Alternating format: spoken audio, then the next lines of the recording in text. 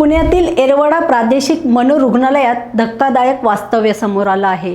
रुग्णांच्या उपचारासाठी असलेल्या या ठिकाणीच रुग्णांना स्वच्छतेची कामं करायला लावली जात असल्याचा प्रकार उघड झाला आहे। आरोग्य उपसंचालकांनी केलेल्या पाहणीत वॉर्ड क्रमांक 27 ची अवस्था अत्यंत खराब आढळली। वॉर्डमध्ये उग्र वास, अस्वच्छता, ड्रेनेज ब्लॉक आणि स्वच्छतागृहात पाण्याचीही कमतरता होती। काही रुग्णांना तुटलेल्या बेडवर झोपवण्यात येत होतं, तर काही ठिकाणी खिडक्याही नव्हत्या। ही परिस्थिती जनावरांच्या गोठ्यापेक्षा वाईट असल्याचं चित्र समोर आलं आहे। या प्रकरणी 2 सदस्यीय चौकशी समिती नेमण्यात आली असून दोषींवर कठोर कारवाई होणार असल्याचं सांगितलं जात आहे। मात्र प्रश्न असा आहे की ज्या रुग्णांना बरे होण्यासाठी इथे आणलं जातं त्यांनाच अशी वागणूक का? आता याकडे सरकार गंभीरपणे लक्ष देणार का? रोकठोक महाराष्ट्राला सबस्क्राईब करा आणि बेल आयकॉनवर क्लिक करायला विसरू नका।